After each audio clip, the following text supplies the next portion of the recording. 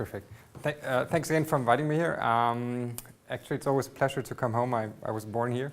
So you just cannot hear it when I talk German, and actually in English neither. What I'm going to tell you today is I'm trying to give you a brief outline of what are the research possibilities in FP7 for you within the next year.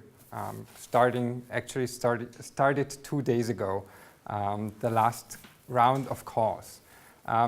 If you have any questions, please interrupt me the moment they pop up. Just raise your hand, as we should try to be as interactive as possible. What I can give you today is, and this is some kind of pre-framing I want to do, is a brief outlook and overview. I do not have the details on everything. We have the European Commission here with a lot of more details, especially in smart energy grids. I'm not an expert in that field, but I'm trying to give you an overview of what are the upcoming research funding possibilities for you. I'm trying to be as thorough as I could. Might be that I miss some of the topics which are in the work program, which could be relevant. This is why I brought the work program with me, and I can only advise you, and I cannot save you from this task. Actually, you will have to go through that 170 pages thing by yourself. It's actually, yes, 170 pages after my talk. I cannot save you from that, but I can give you at least an idea of what's in it and what could be relevant for you. You have to decide for yourself. So what I'm going to tell you is about the work program 2000. It's called work program 2013 because the budget is from next year. Don't worry, it is for 2012 and 13, of course. So most of the calls, actually all the calls will start this year. In ICT, we will have 11 calls which are going to be open. More on that later. Then I'm going to tell you some challenges which are isolated for you, which I identified might be interesting. If you figure that's not relevant at all, simply raise your hand and tell me to go on. And then I also am going to talk about future and emerging technologies, which is, of course, a relevant topic for you.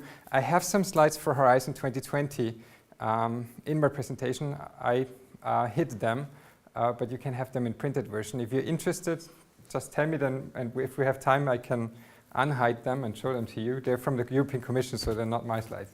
The first important question is, what are we talking about? Who of you has participated in an FP7 or FP6 or FP5 project? Okay. Who of you is not familiar with the framework program? Okay. Everyone is familiar with the framework program? I see one hand. Okay. I have 2 slides for that case. First of all, what is the 7th framework program? It's unique. It's the biggest international funding program there is for cooperative research. It's worldwide the best practice model there is, and several countries are trying to copy it.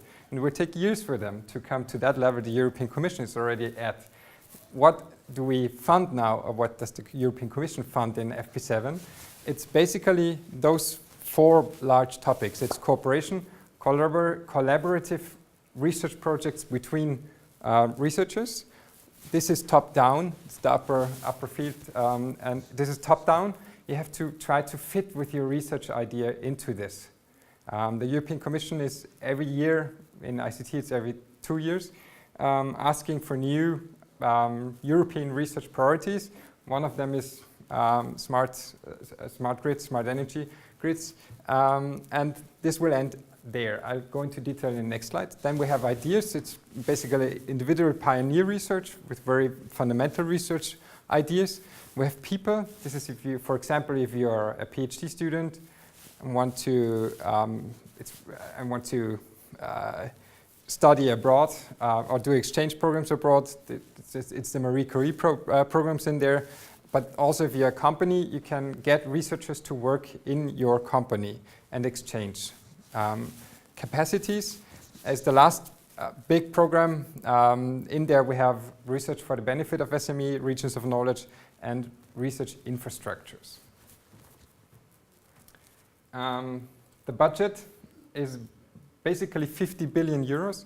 And the last call now for all the programs, we have about 8.1 billion euros which are available. ICT is one of the biggest parts with altogether 9 billion euros for the 7 years it's running, and it will end, of course, next year. And the next program coming afterwards is called Horizon 2020. Who of you is familiar with Horizon 2020, or at least has heard about Horizon 2020? Okay, so after today, everyone can raise their hand. This is, if we now go to the cooperation theme, we have, you see, these are the top-down topics, and why I'm showing this is it's actually all these topics might be, or some of these topics might be relevant for you. You see that today I'm only talking about information communication technologies. This is because I didn't introduce myself to that part. I'm working for the Austrian Promotion Research Agency, and they're in the European and international programs, and there I'm an expert national contact point for the information and communication technologies. So I'm familiar with ICT. All the other themes have their own NCP, which is actually also working at FFG.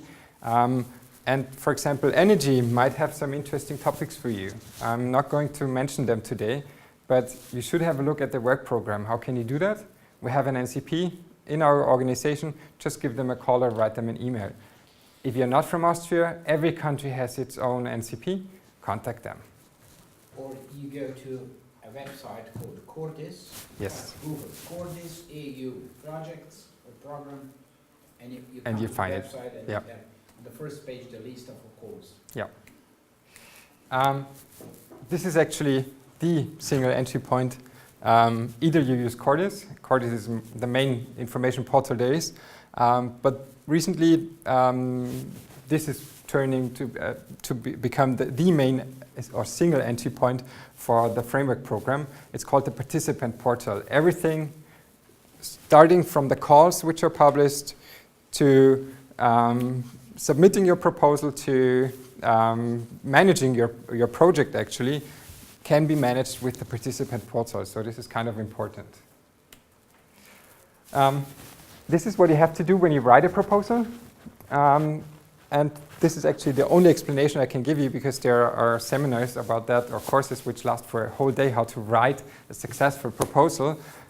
Basically, you have to do two parts. Part A is provide all the administrative data for all partners, and the part B is actually the core part you have to do as researchers. It's write the proposal itself and explain your idea. It's called the part B. And what you need, therefore, is the work program to check the idea. I'll distribute this now. You can have a look at it. This is the document you need to check if your idea matches with the call.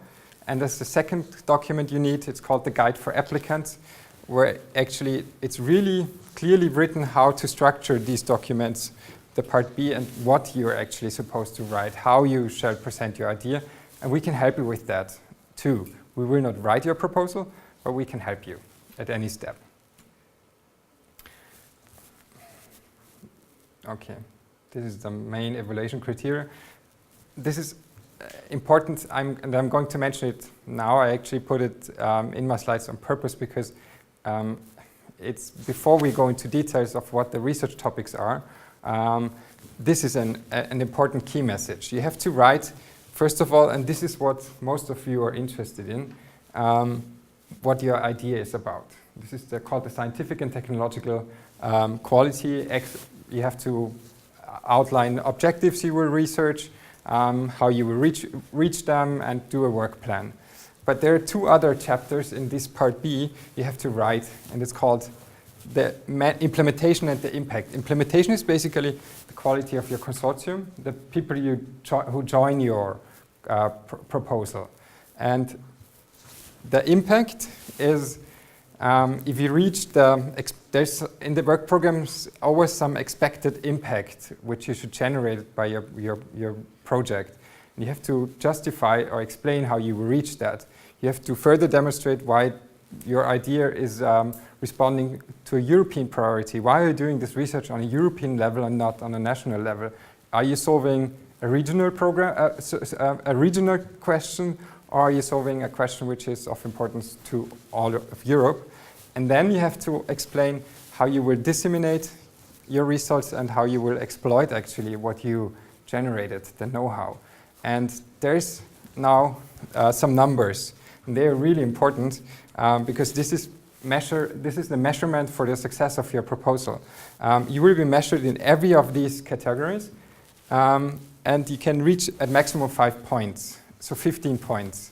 And guess how many points do you need that your proposal will be funded? What do you think?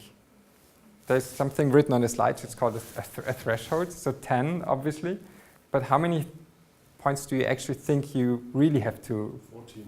14? It's half points therein.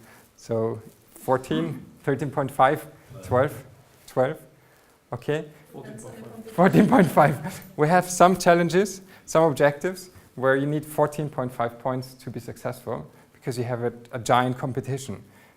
We have some challenge objectives where you need 12.5 to be successful. If you're below 12.5 points, our experience, you will not make it. That's what we call a high potential. You're above threshold, but you're not successful. This is where you have to improve actually your proposal, and you have to work on that. And so what is this threshold about? Pardon? So why is it a threshold of 10? The threshold of 10 is all proposals. There's two answers now.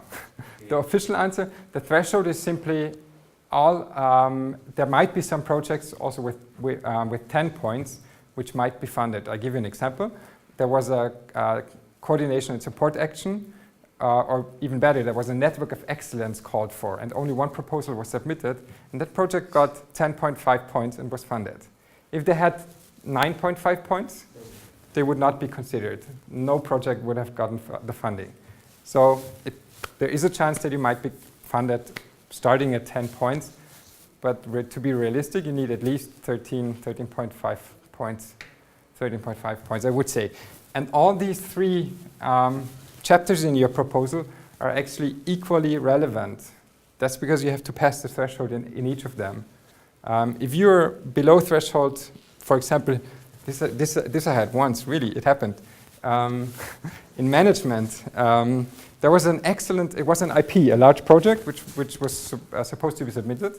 And the person writing that proposal came to us about 4 months before the deadline.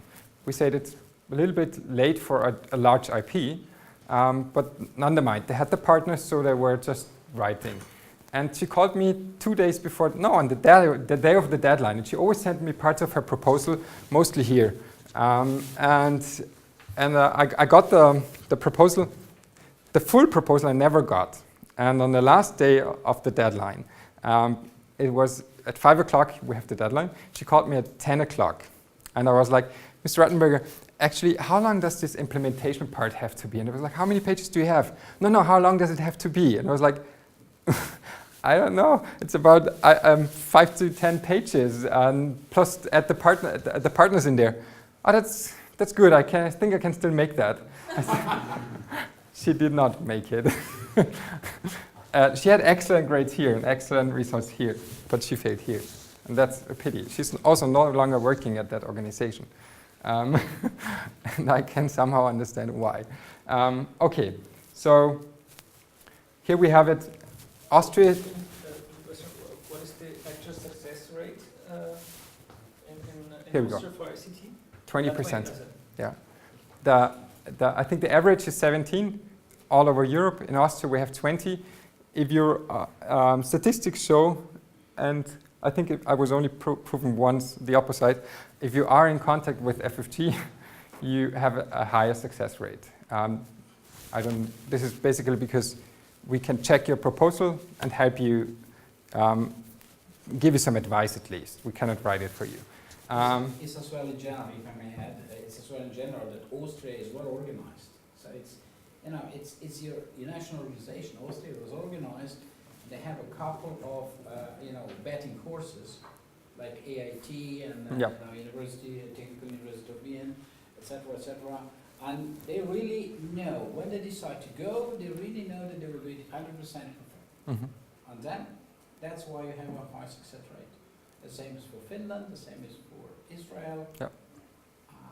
UK and some Germany, yeah, we have Germany as well. Some institutes, they are excellent. They know what they do.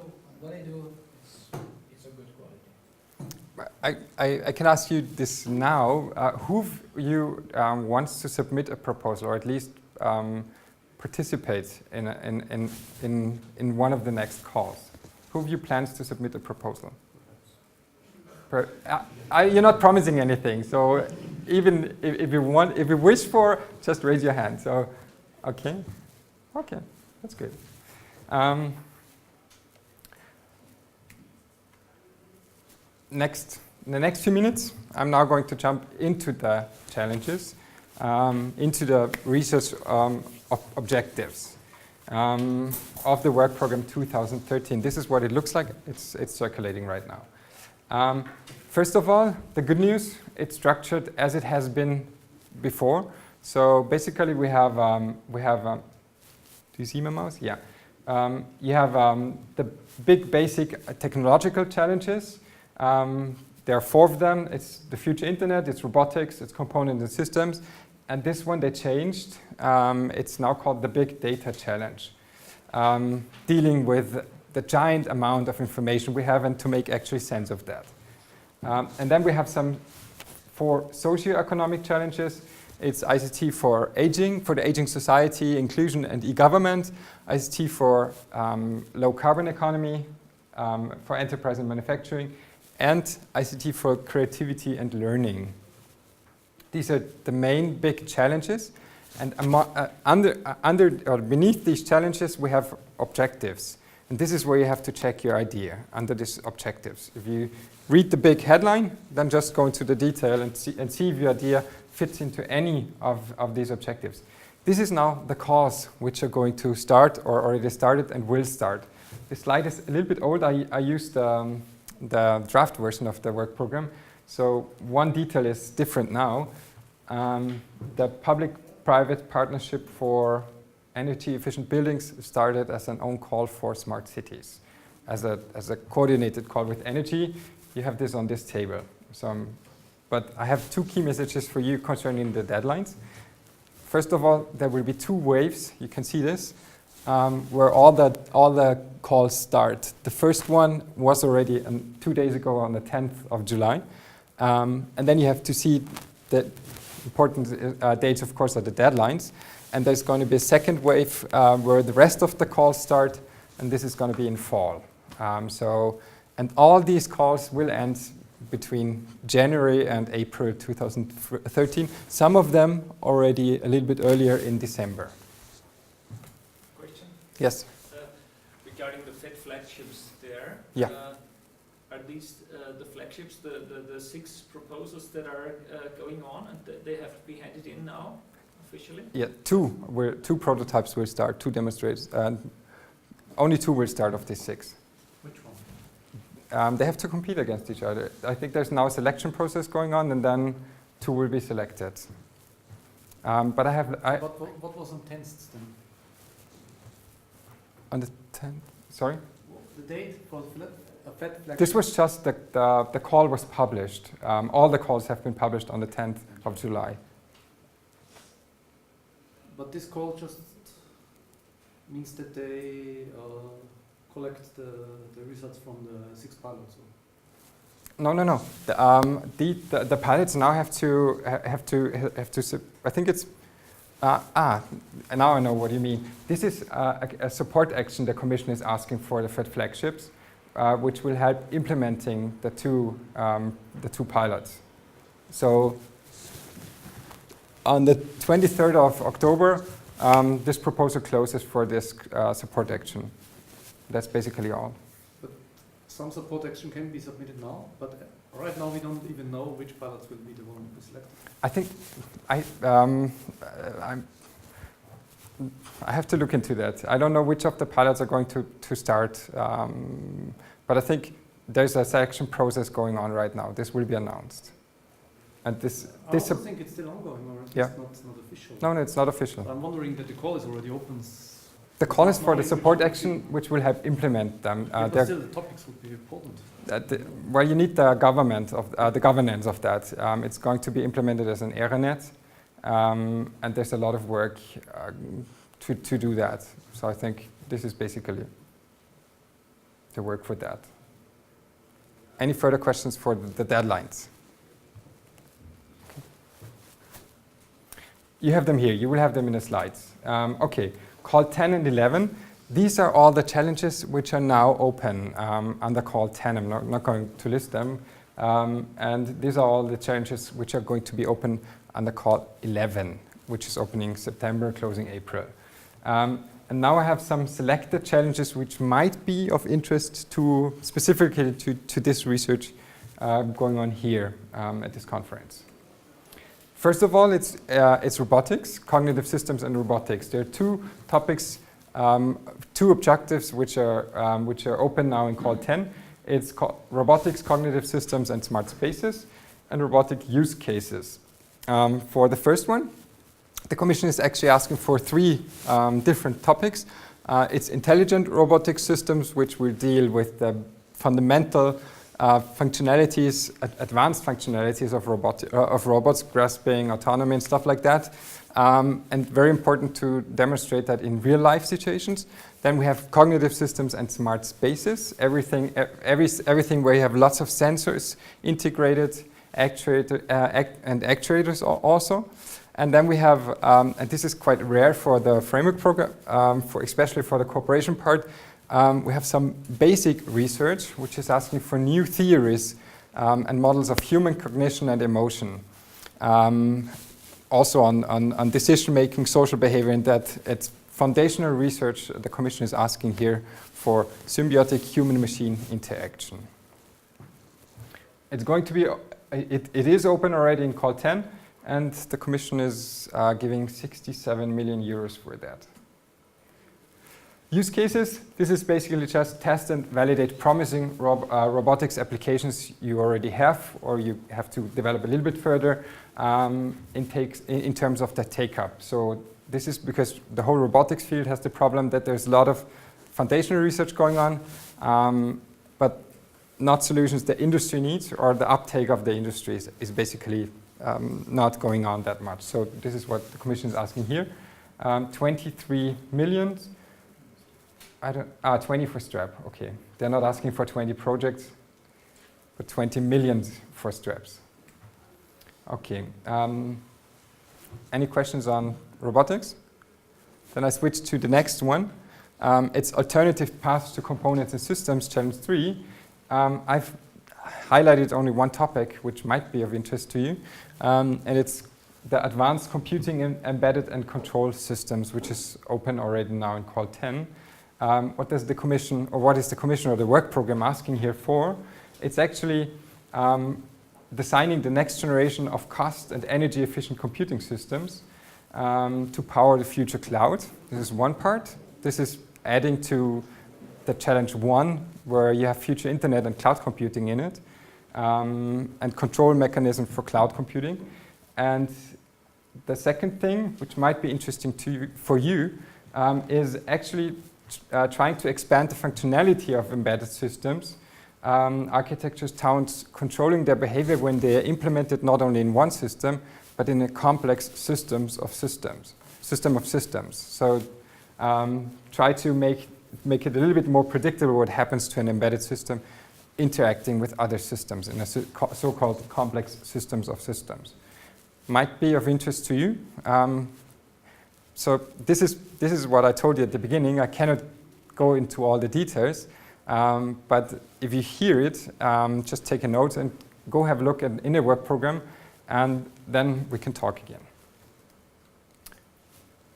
This was it for challenge 3. Challenge 6, it's called ICT for a low carbon economy. There we have 3 objectives which might be of interest for you. First of all, we have smart energy grids.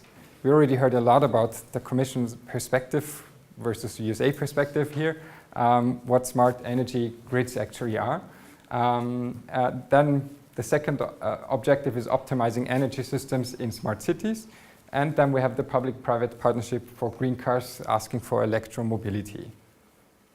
Smart energy grids. Could you go too fast? Yes. Sorry. You will have the slides. You can have them afterwards. I think they can be distributed. I just have to remove some of the pictures because I downloaded them. That's all. So the pictures are not from me. Okay, so first, smart energy grids. What is the Commission asking here for? Actually, we heard everything the Commission is asking for already in the previous talk. So they're trying to combine the two stakeholders from the telecommunication sector and from the energy sector and bring them together in the smart energy grids objective, and actually develop a common approach for future digital networks and smart energy service infrastructures for electricity distribution. I have only briefly the focus for this objective. There are some key research issues the Commission is asking here for, but we heard them. They were one-to-one in the presentation. So actually it's basically about an intelligent system to assist in the management of the electricity distribution grid in an optimized, controlled and secure manner. We heard about that. It's also about data management in these systems. Okay. I forgot to put how much money the Commission is willing to give here. Sorry. You have it in the work program. So the second topic is data centers in an energy efficient, environmental friendly internet. This is a major challenge because data centers, there are giant data centers opening everywhere. I think there was even one which should open in Styria somewhere from Google. They were trying to negotiate there. And these data centers have one thing in common. They're trying to be energy efficient, but basically there's a lot of improvement of these systems.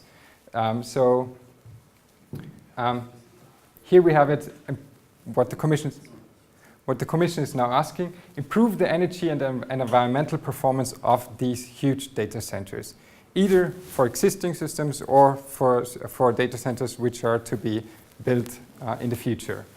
Okay, and I highlighted 3 target outcomes. There are more in the work program, so please go into the work program and read it in detail. Basically, the 3 I highlighted, or at least one, is integration of networks of renewable energy sources is relevant in that research priority, in this objective, to develop tools for monitoring the energy consumption and automatically optimize the power, and also to efficiently integrate these data centers in smart grids in city schemes. So basically, this is 3 target outcomes. There are more in there in more details.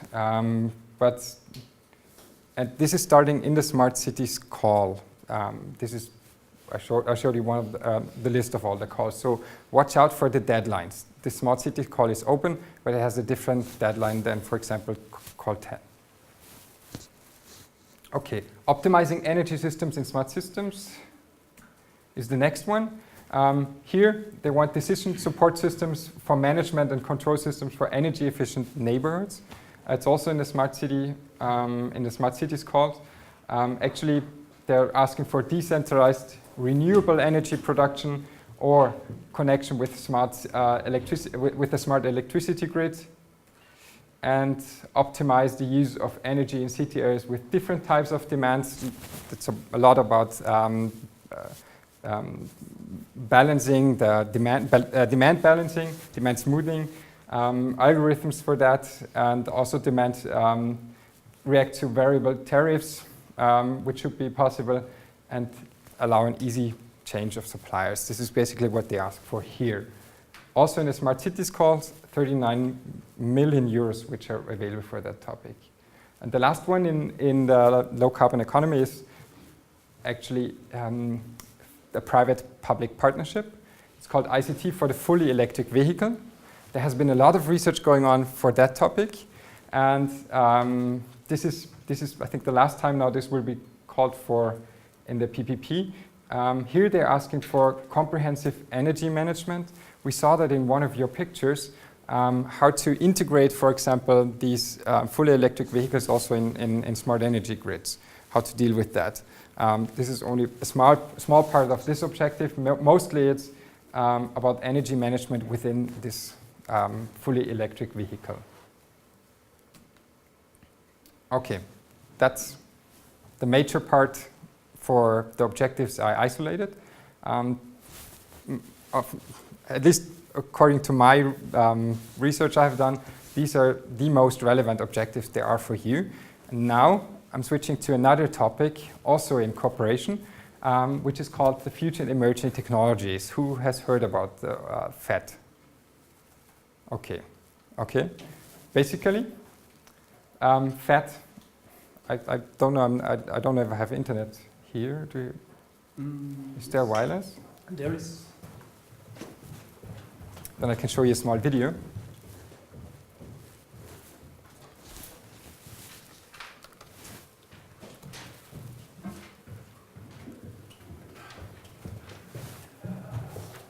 So those are the connection details. List a guest.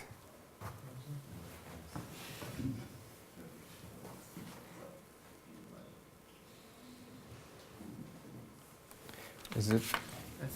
I don't know. Okay.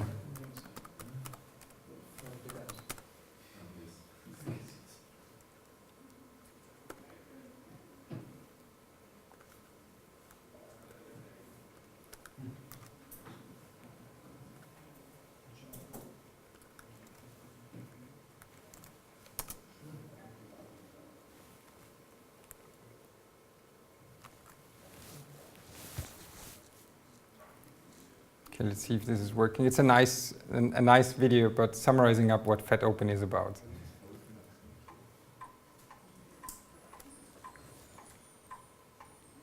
Who will invent the technologies that we will rely on for our future?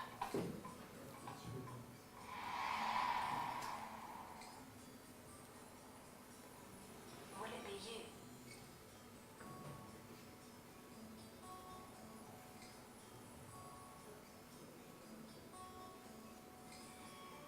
Do you have the courage to let go of what is familiar? To hold on to your dream, however fragile, to persist, even when the high risk of failure might make it easier to give up. Are you ready to make the connections that will allow you to move forward, that will help your ideas to grow into something meaningful for all of us?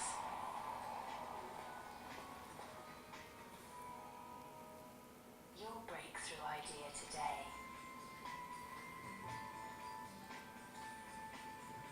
might make a better world tomorrow. So, will it be you? FET Open, supporting courageous ideas. Really like the video. It's brilliant because it has all the key messages there are for FET Open. We heard let go of what you actually are thinking of right now, and be. I think the definition the Commission is giving for FET Open is you have to be what's it called? Radically new, aiming at a breakthrough and a paradigm shift. It's a lot to ask for. Basically, what FET Open is for, and that's the good news, it's not top-down, it's bottom-up. You can submit any idea you have. It's for fundamental research, which is far, far, far away from any application, and which will be opening up future research possibilities. I can give you a very good example, which actually opened a whole new field, and is a major breakthrough now. It's quantum. It's entanglement of photons. It's quantum computing. One of the first projects there was in Europe was funded by FET Open. At that time, we had nothing like that in a work program. It was completely new. the idea to entangle two photons and to exchange information and to build a cryptographic systems, it's called quantum cryptographics, out of that was radically new. No one has ever tried that in praxis. In theory, the theory existed years ago, but no one could demonstrate it. And they made a brilliant project where they worked together with a bank and actually made a transaction encrypted by a quantum cryptographic system, which was brilliant. At that time, it worked only over a distance for a few hundred meters. The technology is now that you can actually transport this entanglement over several kilometers. Still, we do not have it yet. That is another statement, because you have to be far, far, far away from any commercial application there is. So be radically new. We have two schemes under that, FET Open, and which is completely open for any idea. And this was also in the video. You have to be high risk here. There needs to be a high risk that the idea you have actually can fail. This is why it is actually worth then to submit it here, because a lot of the financial problems you will have by your failure is carried by the Commission. And that's what the Commission is for. And there's a second theme called FET Proactive. This is where you actually, the Commission has isolated some of the topics already and is now asking for a solution in that field. So the first thing I'm going to introduce to you is FET Open. There's some possibilities for you. The good news, again here, this is two-stage. What I told you earlier for the top-down approaches, it's a one-stage approach. You have to submit about 70, 85 pages in a proposal at once, and it will be evaluated. Here, in the first stage, all you need is, and this is very strict actually, 5 pages, and it needs to be completely anonymous. This is actually what one of, he asked it, I don't know, I forgot his name now. He mentioned something about evaluating only the core idea. This is what is actually already implemented here. Only your core idea will be implemented. It will not be judged who is doing that, but just your idea. And it's not going to be influenced by the players who are trying to do that. So just the idea will be evaluated. That's why the proposal in Part B needs to be fully anonymous. The evaluators will not get, and also should not get, any clue who is behind that. Sometimes it's really a bit difficult, like if we have 5 key players in one field and they submit one proposal, the evaluators can guess who it is. But still, it shouldn't be possible you're not allowed to write it in there. It's only the first stage. Yes. Okay. I hope my power suffices. I'm getting a red signal here. Never mind. The second, and now we have several options for you. Basically, FET Open you can submit at any time. They have cutoff dates. Close to these cutoff dates, you need to submit the first stage, and then you will get a date until you have to submit the full proposal. And then they have several programs there which they're asking for, which have specific dynamics. First of all, so FET Open Standard, you can submit for these cutoff dates. Then we have Challenge Current Thinking. It's also in the FET Open now, and here they're asking for, this challenging of how things are done right now. It's a little bit of specification of the FET Open theme. You have to have a clear long-term vision and be far beyond the state of the art to submit here.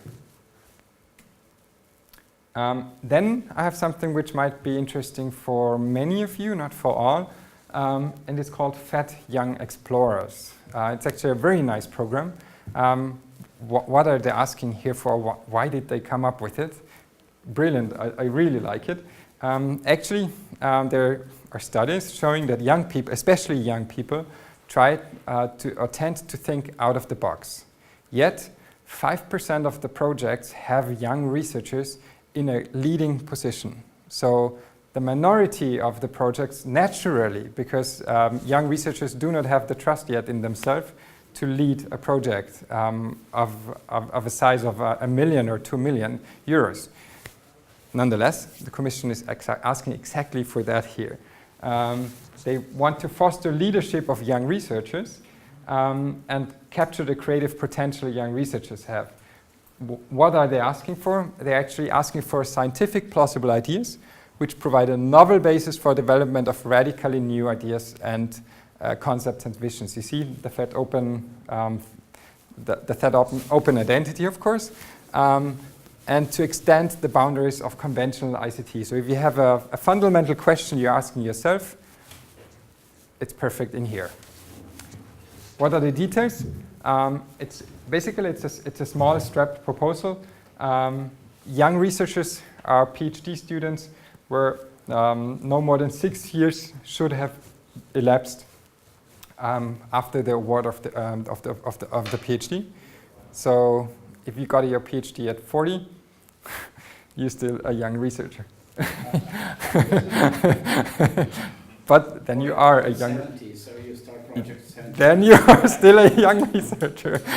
Yes. Is it valid for PhD students or for postdocs that are young? I think that's a very good question. I have to look that up. But I think it should.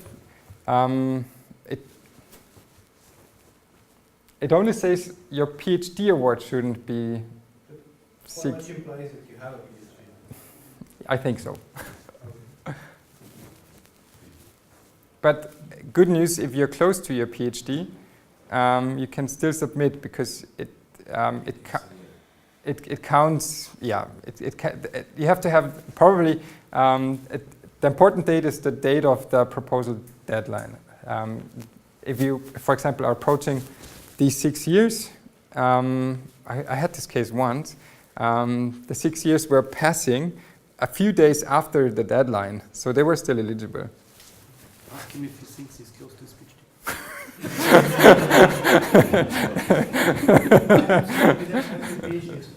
Close to his PhD.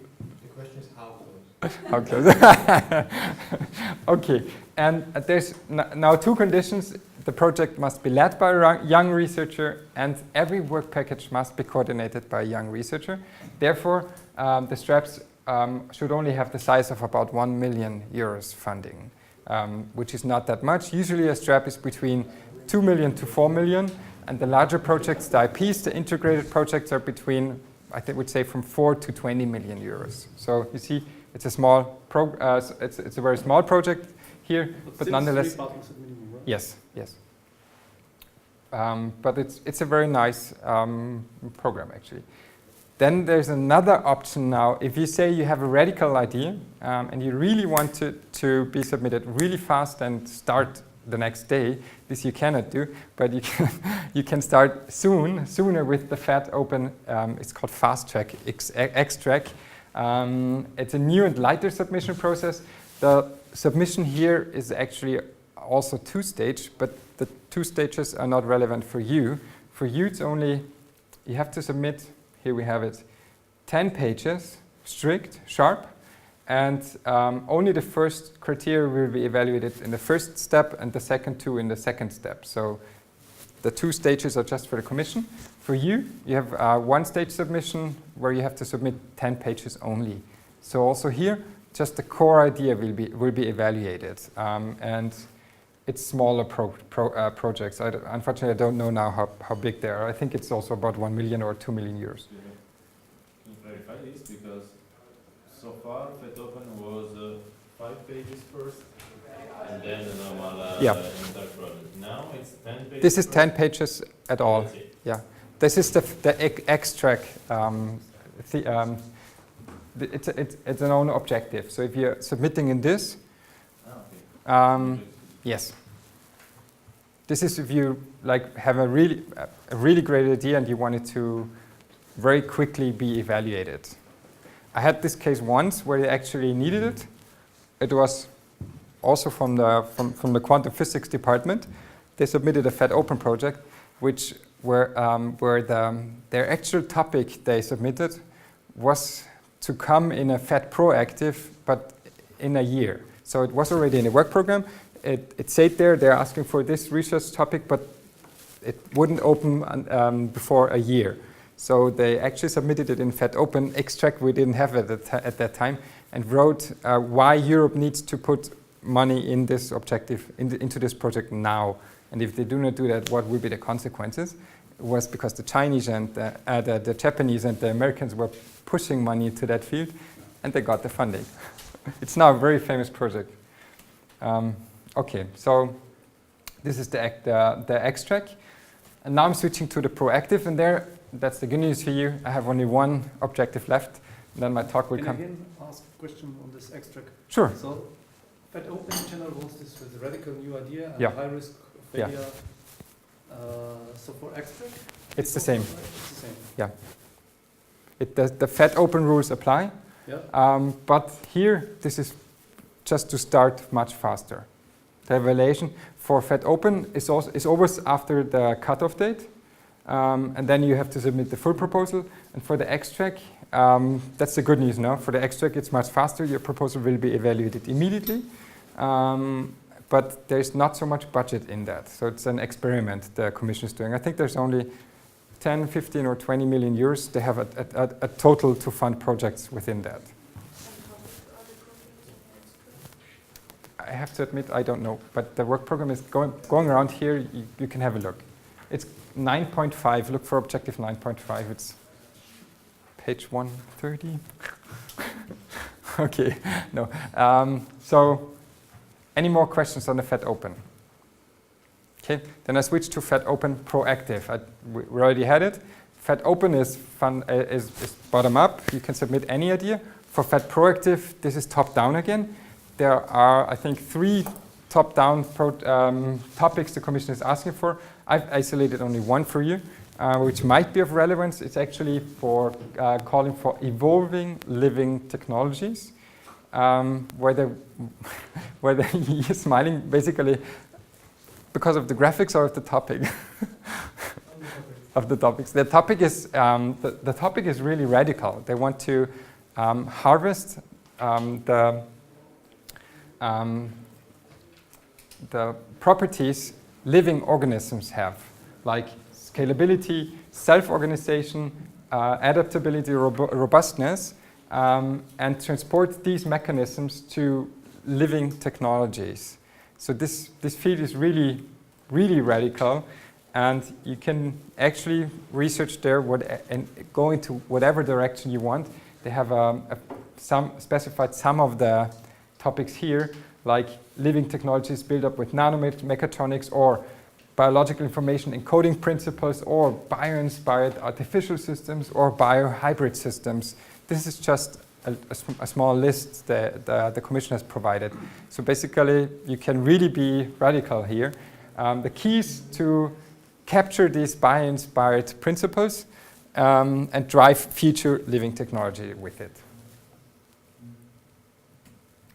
16 million, and it's open now. Okay?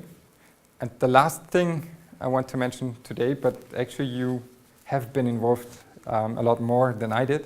You have been involved in a FET flagship pilot on Future ICT. Is the Future ICT. It's the Future ICT, it's the FET flagships. And why is it relevant? Basically, the FET flagships will will be implemented the way they're supposed to be in Horizon 2020. But 2 prototypes are starting, 2 pilots are starting now. You can see here, ramp-up phase at the end of at the end of FP7. The problem is FP7 is not prepared for something like that. Who knows about FET flagships? Okay, for the rest, FET flagships, the idea behind it, it's a very political idea, was that there are a lot of research fields where money is invested into, and then you submit a proposal. What happens if you finish with that project? You need to look for new funding. Most of the time what happens is you do not get a second proposal in that field from the European Commission, and then a research field risks to die, actually. This is what happens very often. So the Commission said we need more sustainability here, and fat flagships is the answer. So they isolated. Actually, it was the community, the scientific communities approaching the Commission.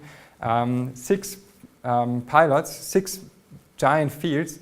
The goal for Horizon 2020 will be 10 different fat flagships. And what is a fat flagship now? It's a big picture, like, and they started to explain it with the man on the moon. These days it would be the woman and the man on the moon.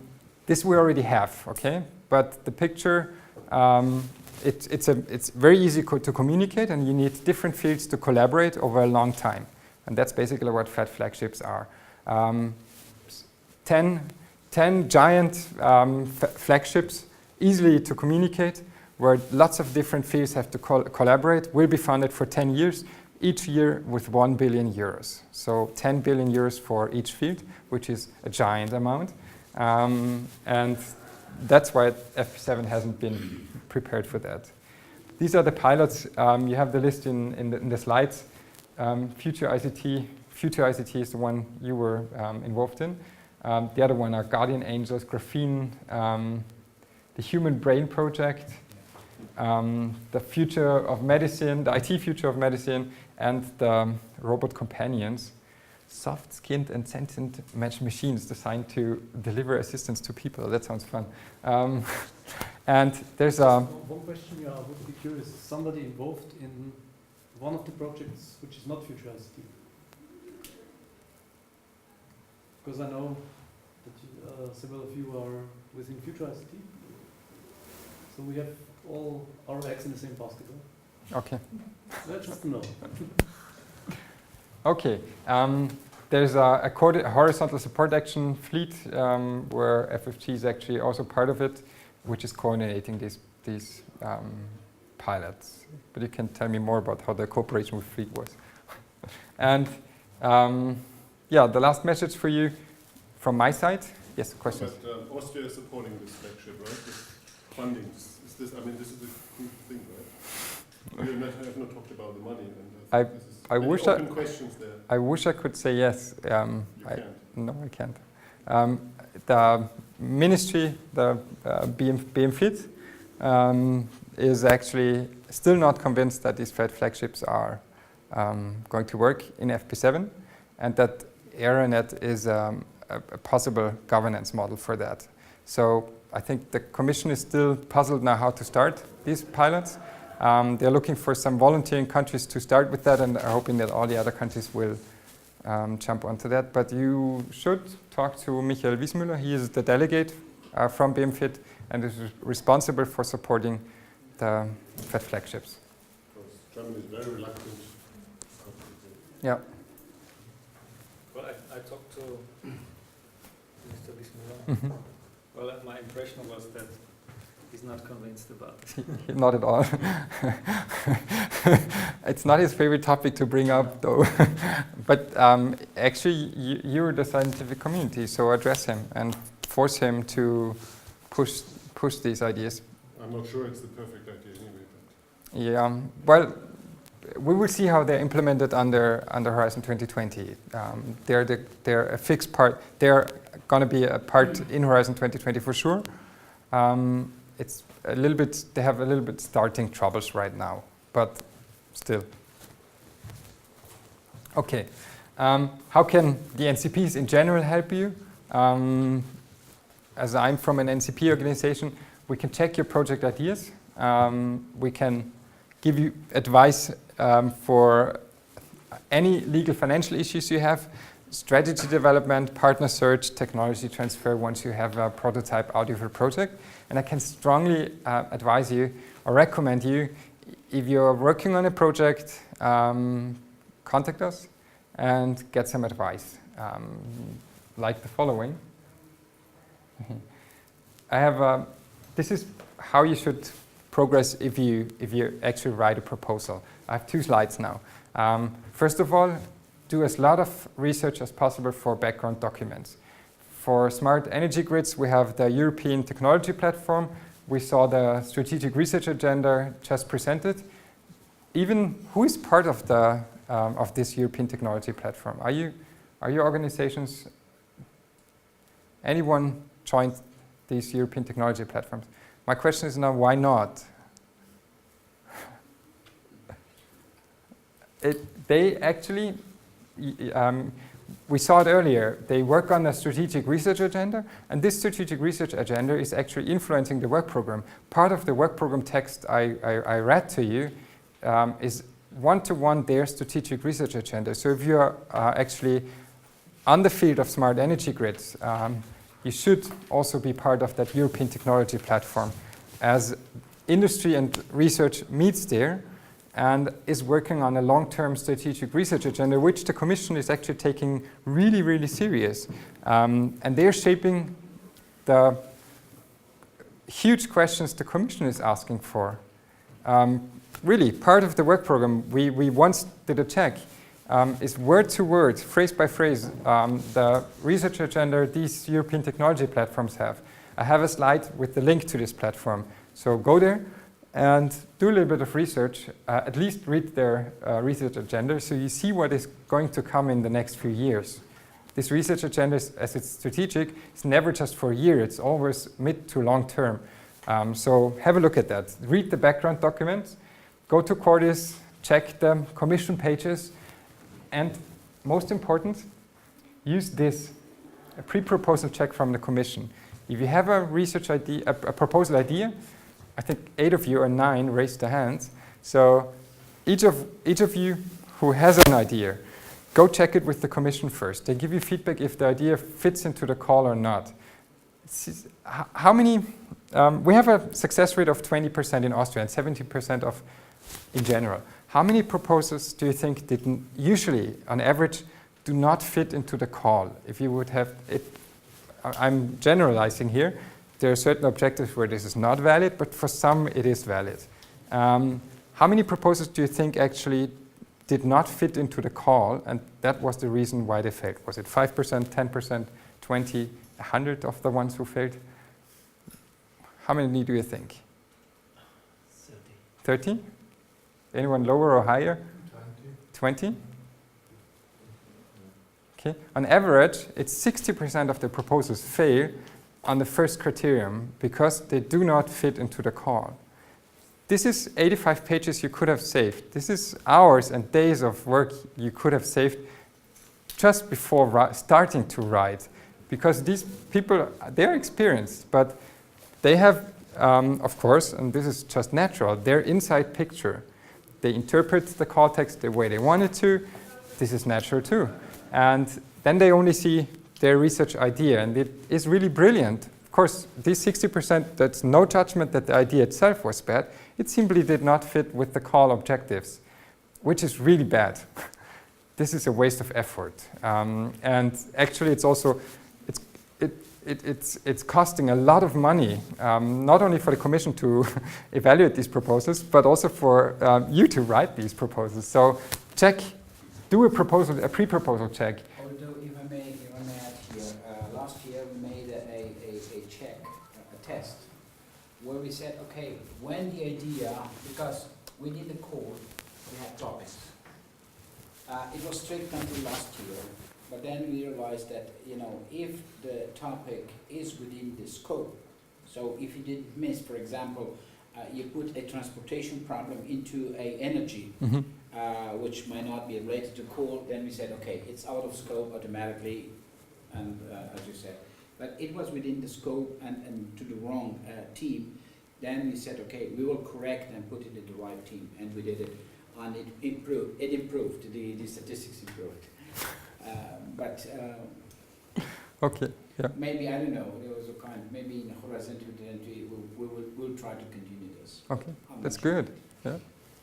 But what you address is exactly, read it carefully and put it in the right post box. Yep. And with the pre-proposal check, you get informal feedback. It's not that they do not tell you will be funded or not, but they tell you, if you read the sentence, did you read this document, did you read the background documents, or did you read the work program? You do not submit. But the feedback is actually quite good, the Commission is giving here. What do you send in for a pre-proposal check? Like 1 page. Pages No, one page. May I Yes. comment? At least, I mean, what we have, we cannot reach the consistent throughout the commission. So there are slight differences in practice. So for each call, try to see which way it is. But normally, a phone call, an email, and even a visit is welcome. We normally supply. But what kind of information do we say? We say exactly as Mr. Rattenberger said, okay, it fits the call, but whatever the decision is, who shall I take on board? What is the partner? Do we have suggestions for the partner? We have to say, sorry, it would affect already the proposal. What is the, shall I do it this way or another way? It's your decision. We will interpret, explain it once again. If it's not clear, we explain it, restate the topic, the core of the call, but not more. So you can go back home and say, okay, we are on the right track. It goes there. But that's the most important answer, Dave. Yeah. And I strongly advise you that once you did the pre-proposal check, as you just said, pick up the phone and call, or even visit the commission. It's really important if you're coordinating. And if you're in a project, ask the coordinator if they did a pre-proposal check, and to do so. If not, if they didn't do that, it's like brushing your teeth. You would not want to collaborate with someone who's not brushing their teeth. we sometimes say, I say particularly to research institutes, learn a little bit from the industrial or from commercial sector. They would never provide a proposal if they don't know who the client is. So go to client. The same for you. Go to client. Come to us. So if you want to present yourself, who you are, etc., come and brief idea, half an hour up to an hour discussion, it's fine. Well, we as well close the shop 1 month before the deadline.